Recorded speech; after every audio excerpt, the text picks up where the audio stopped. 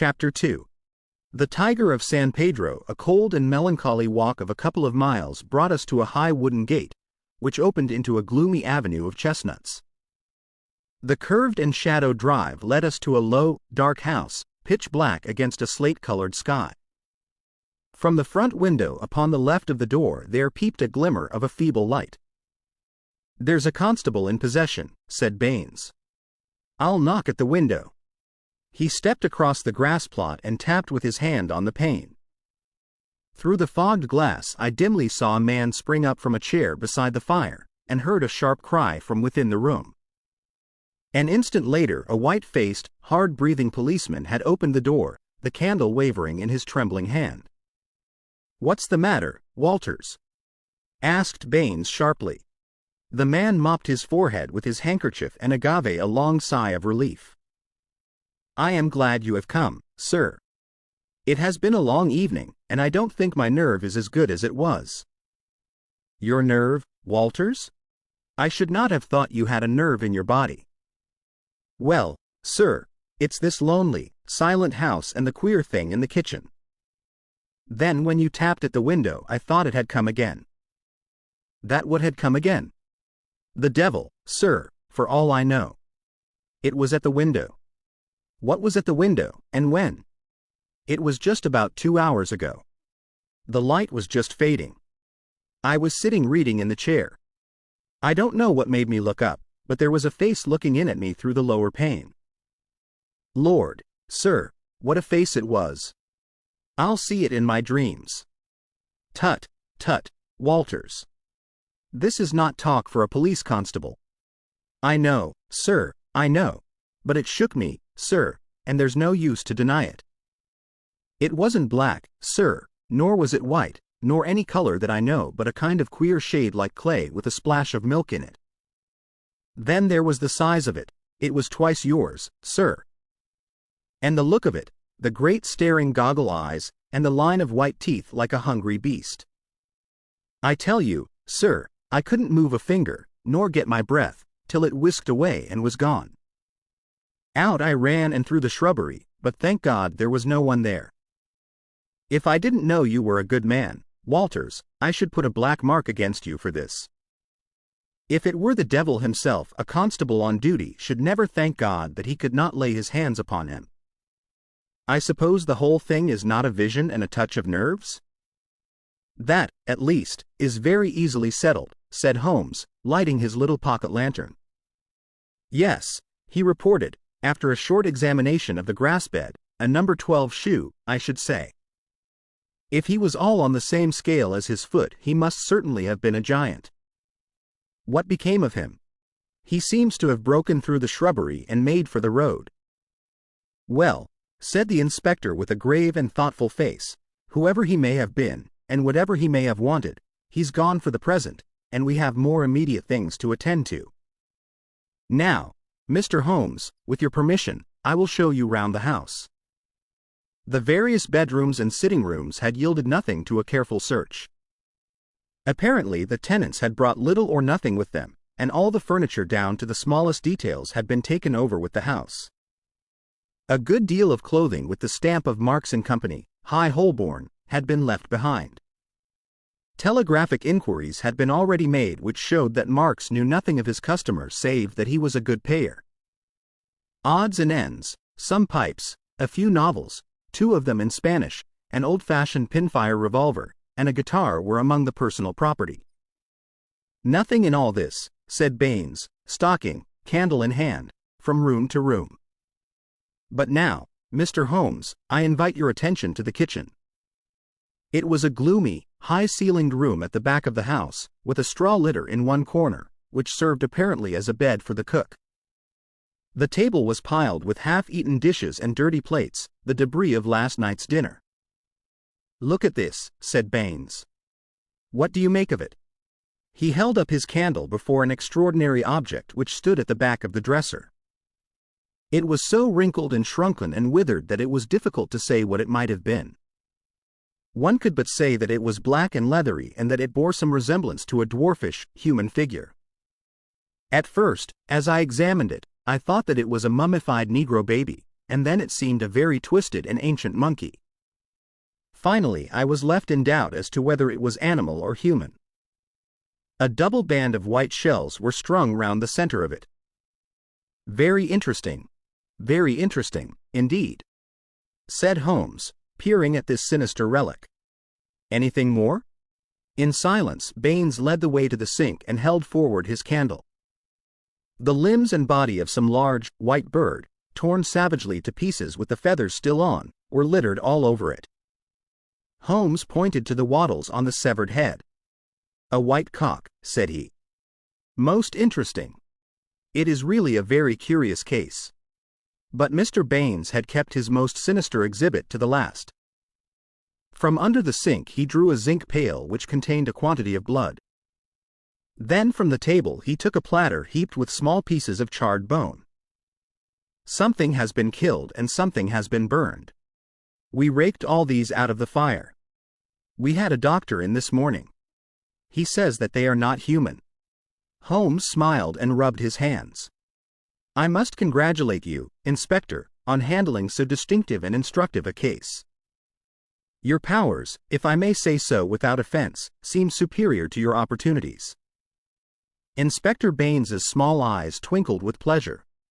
"You're right, Mr. Holmes. We stagnate in the provinces. A case of this sort gives a man a chance, and I hope that I shall take it. What do you make of these bones?" "A lamb, I should say, or a kid." "And the white cock?" "Curious, Mr. Baines, very curious. I should say almost unique.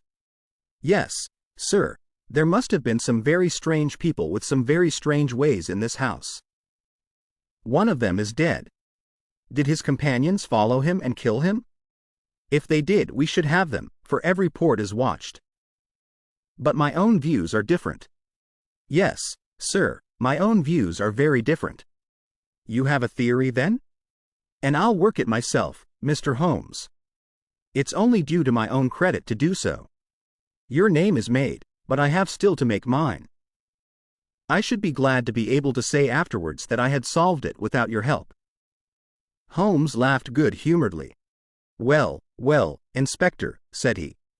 "Do you follow your path and I will follow mine. My results are always very much at your service if you care to apply to me for them. I think that I have seen all that I wish in this house, and that my time may be more profitably employed elsewhere. Au revoir and good luck." I could tell by numerous subtle signs, which might have been lost upon anyone but myself, that Holmes was on a hot scent. As impassive as ever to the casual observer, there were none the less a subdued eagerness and suggestion of tension in his brightened eyes and brisker manner which assured me that the game was afoot. After his habit he said nothing, and after mine I asked no questions. Sufficient for me to share the sport and lend my humble help to the capture without distracting that intent brain with needless interruption. All would come round to me in due time. I waited, therefore, but to my ever-deepening disappointment I waited in vain. Day succeeded day, and my friend took no step forward. One morning he spent in town, and I learned from a casual reference that he had visited the British Museum.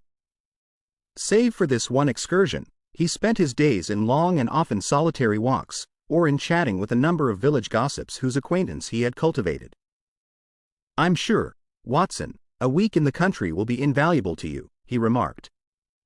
"It is very pleasant to see the first green shoots upon the hedges and the catkins on the hazels once again. With a spud, a tin box, and an elementary book on botany, there are instructive days to be spent." He prowled about with this equipment himself, but it was a poor show of plants which he would bring back of an evening.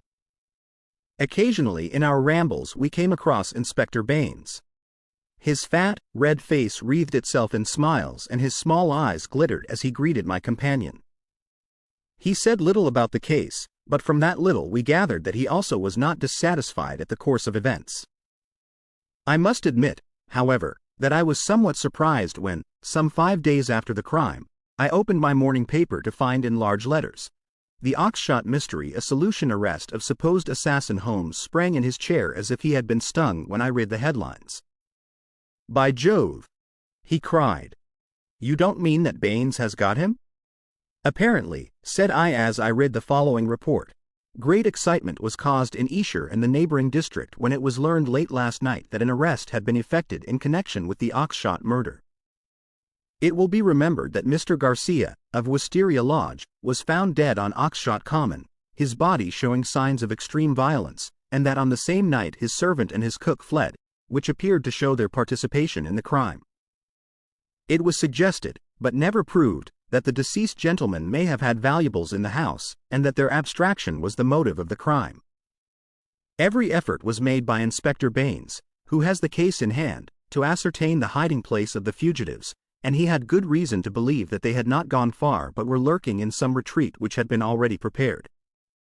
It was certain from the first, however, that they would eventually be detected, as the cook, from the evidence of one or two tradespeople who have caught a glimpse of him through the window, was a man of most remarkable appearance, being a huge and hideous mulatto, with yellowish features of a pronounced negroid type. This man has been seen since the crime, for he was detected and pursued by Constable Walters on the same evening, when he had the audacity to revisit Wisteria Lodge. Inspector Baines, considering that such a visit must have some purpose in view and was likely, therefore, to be repeated, abandoned the house but left an ambuscade in the shrubbery. The man walked into the trap and was captured last night after a struggle in which Constable Downing was badly bitten by the savage.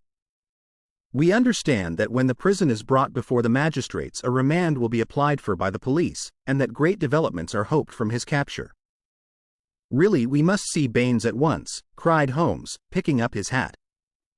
We will just catch him before he starts. We hurried down the village street and found, as we had expected, that the inspector was just leaving his lodgings. You've seen the paper, Mr. Holmes? He asked, holding one out to us. Yes, Baines, I've seen it. Pray don't think it a liberty if I give you a word of friendly warning. Of warning, Mr. Holmes? I have looked into this case with some care, and I am not convinced that you are on the right lines.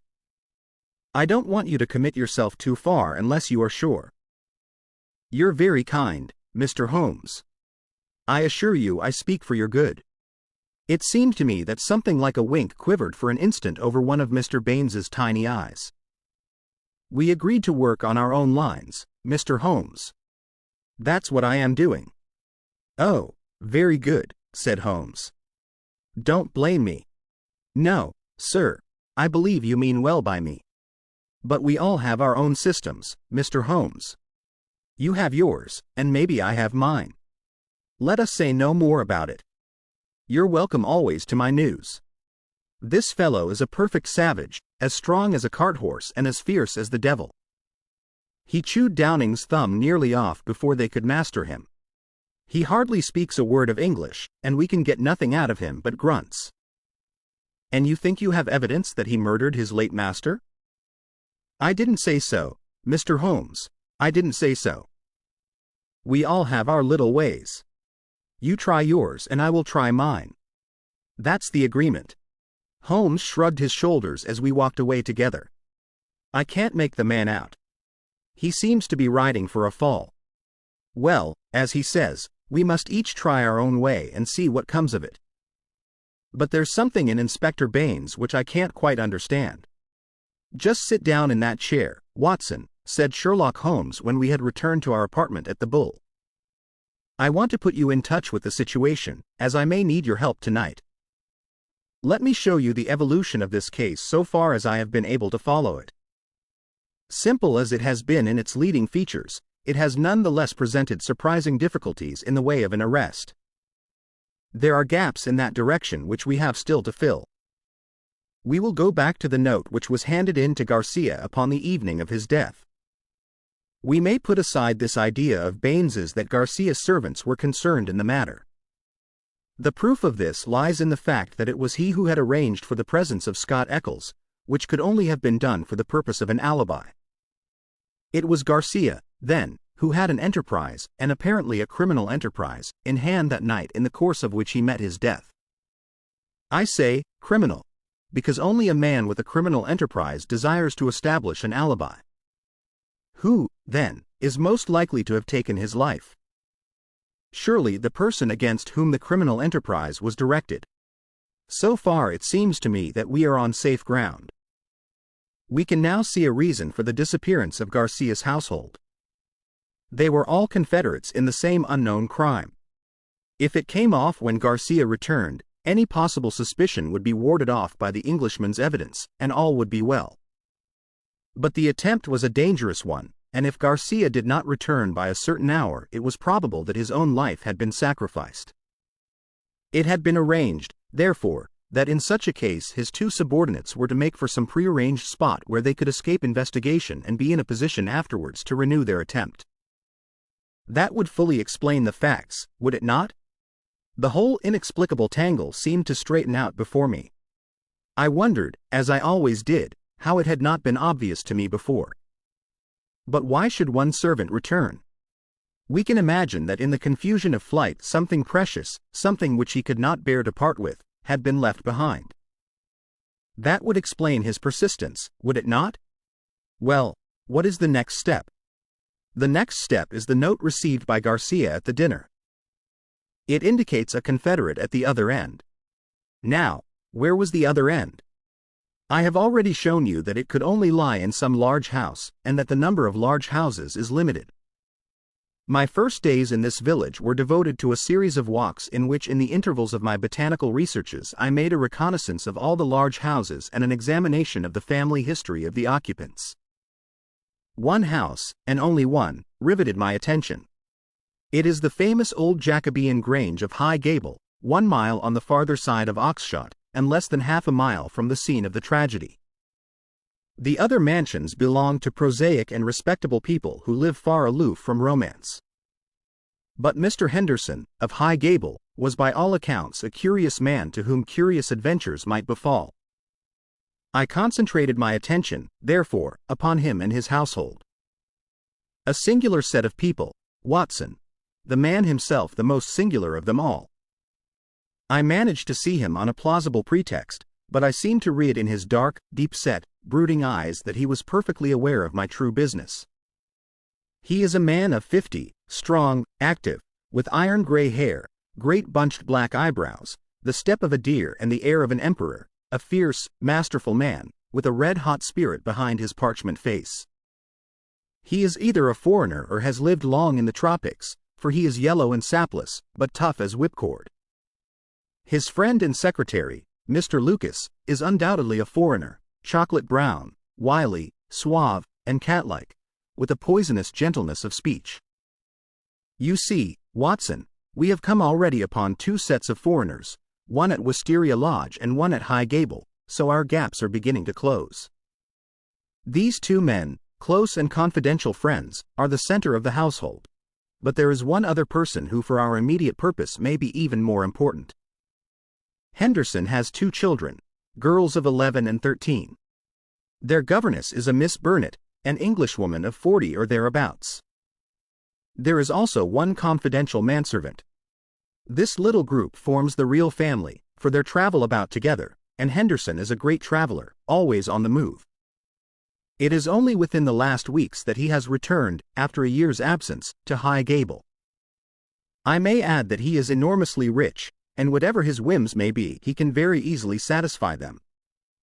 For the rest, his house is full of butlers, footmen, maidservants, and the usual overfed, underworked staff of a large English country house. So much I learned partly from village gossip and partly from my own observation. There are no better instruments than discharged servants with a grievance, and I was lucky enough to find one. I call it luck, but it would not have come my way had I not been looking out for it. As Baines remarks, we all have our systems. It was my system which enabled me to find John Warner, late gardener of High Gable, sacked in a moment of temper by his imperious employer. He in turn had friends among the indoor servants who unite in their fear and dislike of their master.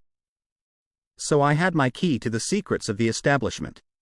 Curious people, Watson. I don't pretend to understand it all yet, but very curious people anyway. It's a double-winged house, and the servants live on one side, the family on the other. There's no link between the two save for Henderson's own servant, who serves the family's meals. Everything is carried to a certain door, which forms the one connection. Governess and children hardly go out at all, except into the garden. Henderson never by any chance walks alone. His dark secretary is like his shadow. The gossip among the servants is that their master is terribly afraid of something. Sold his soul to the devil in exchange for money, says Warner, and expects his creditor to come up and claim his own. Where they came from, or who they are, nobody has an idea. They are very violent. Twice Henderson has lashed at folk with his dog whip, and only his long purse and heavy compensation have kept him out of the courts. Well, now, Watson, let us judge the situation by this new information. We may take it that the letter came out of this strange household and was an invitation to Garcia to carry out some attempt which had already been planned. Who wrote the note? It was someone within the citadel, and it was a woman. Who then but Miss Burnett, the governess?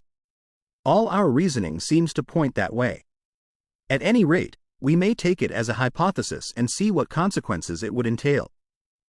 I may add that Miss Burnett's age and character make it certain that my first idea that there might be a love interest in our story is out of the question. If she wrote the note, she was presumably the friend and confederate of Garcia. What, then, might she be expected to do if she heard of his death? If he met it in some nefarious enterprise, her lips might be sealed. Still, in her heart, she must retain bitterness and hatred against those who had killed him and would presumably help so far as she could to have revenge upon them. Could we see her, then, and try to use her? That was my first thought.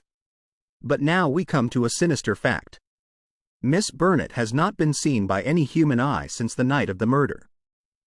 From that evening she has utterly vanished. Is she alive?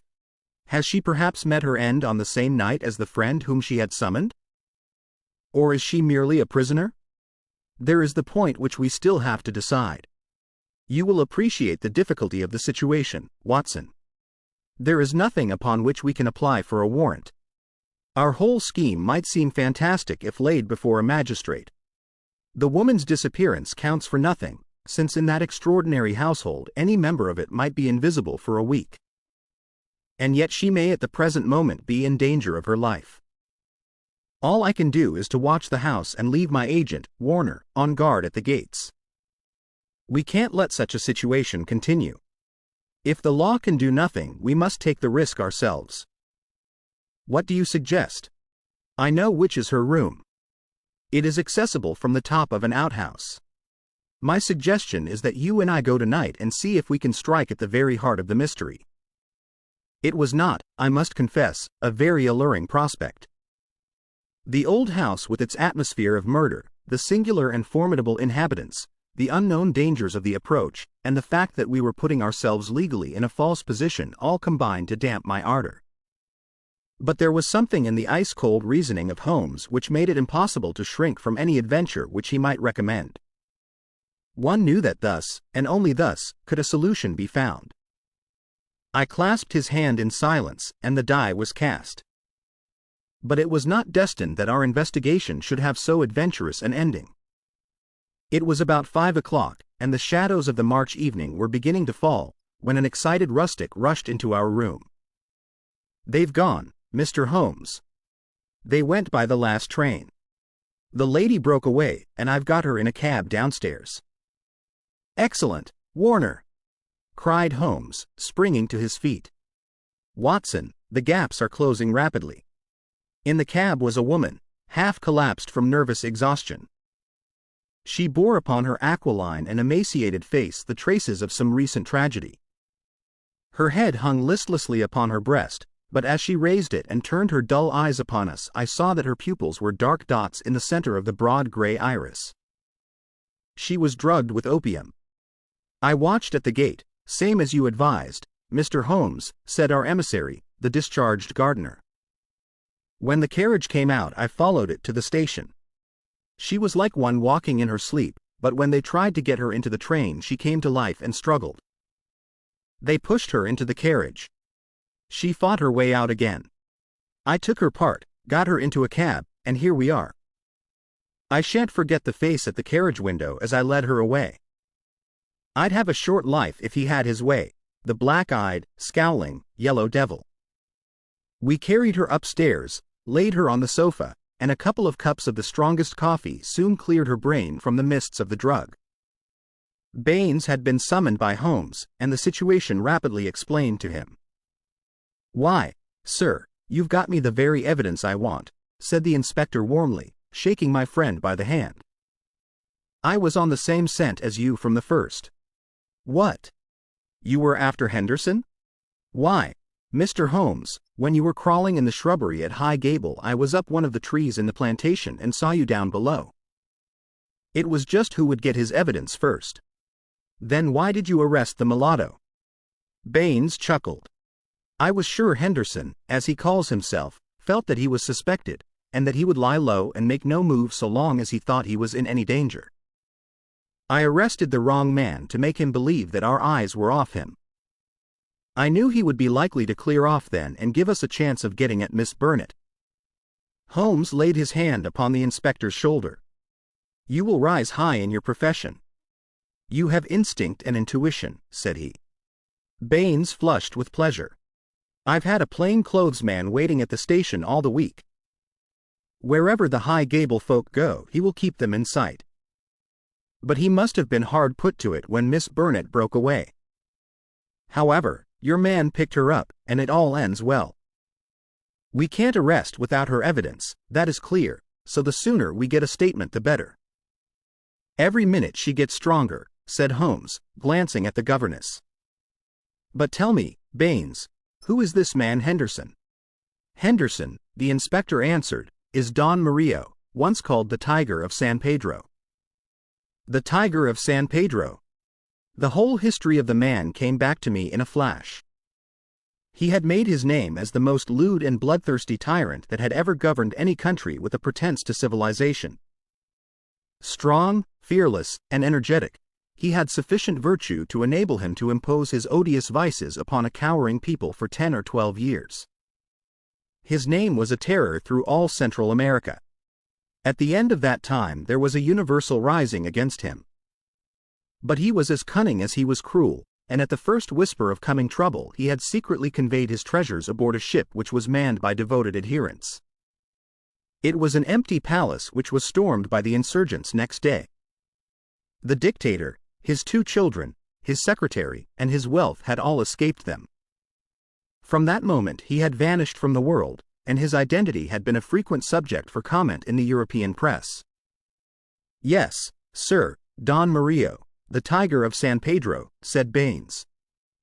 "If you look it up you will find that the San Pedro colors are green and white, same as in the note, Mr. Holmes.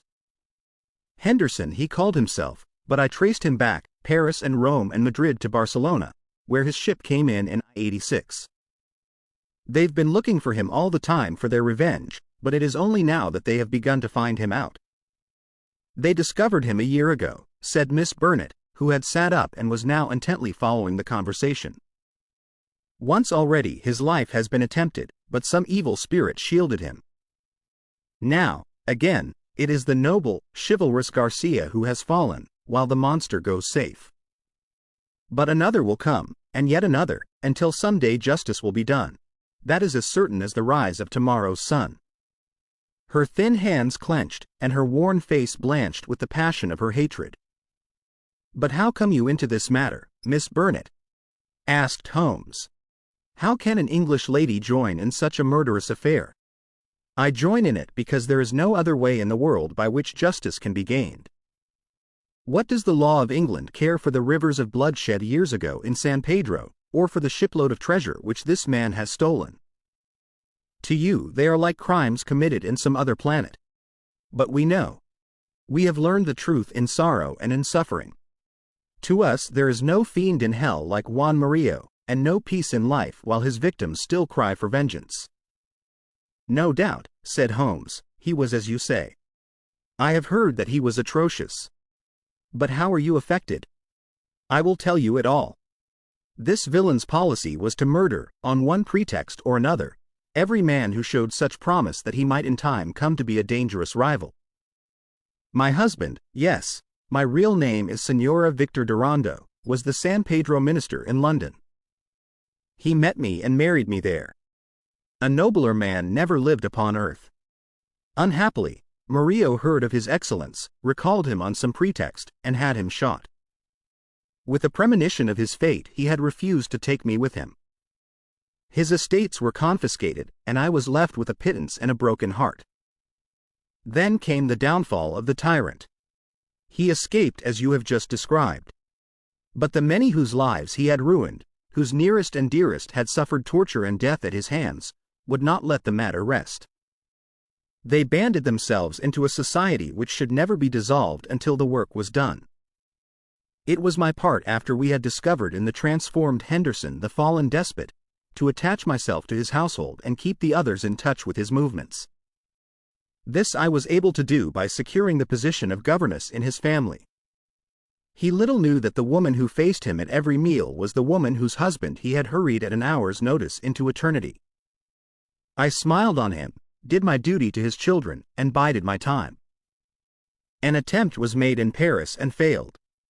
We zigzagged swiftly here and there over Europe to throw off the pursuers and finally returned to this house, which he had taken upon his first arrival in England. But here also the ministers of justice were waiting. Knowing that he would return there, Garcia, who is the son of the former highest dignitary in San Pedro, was waiting with 2 trusty companions of humble station, all 3 fired with the same reasons for revenge. He could do little during the day, for Murillo took every precaution and never went out save with his satellite Lucas, or Lopez as he was known in the days of his greatness. At night, however, he slept alone, and the avenger might find him. On a certain evening, which had been prearranged, I sent my friend final instructions, for the man was forever on the alert and continually changed his room. I was to see that the doors were open, and the signal of a green or white light in a window which faced the drive was to give notice if all was safe or if the attempt had better be postponed. But everything went wrong with us. In some way I had excited the suspicion of Lopez, the secretary. He crept up behind me and sprang upon me just as I had finished the note. He and his master dragged me to my room and held judgment upon me as a convicted traitress. Then and there they would have plunged their knives into me could they have seen how to escape the consequences of the deed.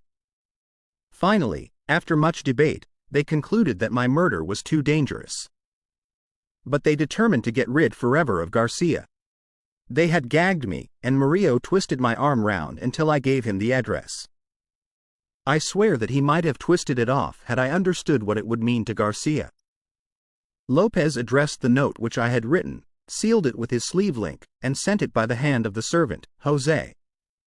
How they murdered him I do not know, save that it was Murillo's hand who struck him down, for Lopez had remained to guard me.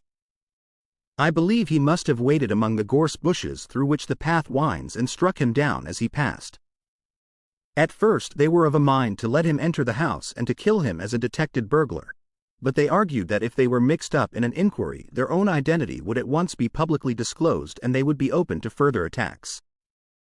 With the death of Garcia, the pursuit might cease, since such a death might frighten others from the task. All would now have been well for them had it not been for my knowledge of what they had done. I have no doubt that there were times when my life hung in the balance. I was confined to my room, terrorized by the most horrible threats, cruelly ill-used to break my spirit. See this stab on my shoulder and the bruises from end to end of my arms, and a gag was thrust into my mouth on the one occasion when I tried to call from the window. For 5 days this cruel imprisonment continued, with hardly enough food to hold body and soul together. This afternoon a good lunch was brought me, but the moment after I took it I knew that I had been drugged. In a sort of dream I remember being half led, half carried to the carriage. In the same state I was conveyed to the train. Only then, when the wheels were almost moving, did I suddenly realize that my liberty lay in my own hands. I sprang out, they tried to drag me back, and had it not been for the help of this good man, who led me to the cab, I should never have broken away. Now, thank God, I am beyond their power forever. We had all listened intently to this remarkable statement. It was Holmes who broke the silence. Our difficulties are not over, he remarked, shaking his head. Our police work ends, but our legal work begins. Exactly, said I, a plausible lawyer could make it out as an act of self-defense. There may be 100 crimes in the background, but it is only on this one that they can be tried. Come, come, said Baines cheerily, I think better of the law than that. Self-defense is one thing. To entice a man in cold blood with the object of murdering him is another, whatever danger you may fear from him. No, no, we shall all be justified when we see the tenants of High Gable at the next Guildford Assizes. It is a matter of history, however, that a little time was still to elapse before the Tiger of San Pedro should meet with his deserts. Wily and bold, he and his companion threw their pursuer off their track by entering a lodging-house in Edmonton Street and leaving by the back gate into Curzon Square. From that day they were seen no more in England. Some 6 months afterwards the Marquis of Montalva and Signor Rulli, his secretary, were both murdered in their rooms at the Hotel Escurial at Madrid. The crime was ascribed to nihilism, and the murderers were never arrested. Inspector Baines visited us at Baker Street with a printed description of the dark face of the secretary, and of the masterful features, the magnetic black eyes, and the tufted brows of his master. We could not doubt that justice, if belated, had come at last. A chaotic case, my dear Watson, said Holmes over an evening pipe. It will not be possible for you to present in that compact form which is dear to your heart. It covers 2 continents, concerns 2 groups of mysterious persons, and is further complicated by the highly respectable presence of our friend, Scott Eccles, whose inclusion shows me that the deceased Garcia had a scheming mind and a well-developed instinct of self-preservation. It is remarkable only for the fact that amid a perfect jungle of possibilities we, with our worthy collaborator, the inspector, have kept our close hold on the essentials and so been guided along the crooked and winding path. Is there any point which is not quite clear to you? The object of the mulatto cook's return? I think that the strange creature in the kitchen may account for it. The man was a primitive savage from the backwoods of San Pedro, and this was his fetish. When his companion and he had fled to some prearranged retreat, already occupied, no doubt by a confederate, the companion had persuaded him to leave so compromising an article of furniture. But the mulatto's heart was with it, and he was driven back to it next day, when, on reconnoitering through the window, he found policeman Walters in possession. He waited 3 days longer, and then his piety or his superstition drove him to try once more. Inspector Baines, who, with his usual astuteness, had minimized the incident before me, had really recognized its importance and had left a trap into which the creature walked. Any other point, Watson? The torn bird, the pail of blood, the charred bones, all the mystery of that weird kitchen? Holmes smiled as he turned up an entry in his notebook. I spent a morning in the British Museum reading up on that and other points. Here is a quotation from Eckermann's Voodooism and the Negroid Religions. The true voodoo worshipper attempts nothing of importance without certain sacrifices which are intended to propitiate his unclean gods. In extreme cases, these rites take the form of human sacrifices followed by cannibalism. The more usual victims are a white cock, which is plucked in pieces alive, or a black goat, whose throat is cut and body burned. So you see our savage friend was very orthodox in his ritual. It is grotesque, Watson, Holmes added, as he slowly fastened his notebook, but, as I have had occasion to remark, there is but one step from the grotesque to the horrible.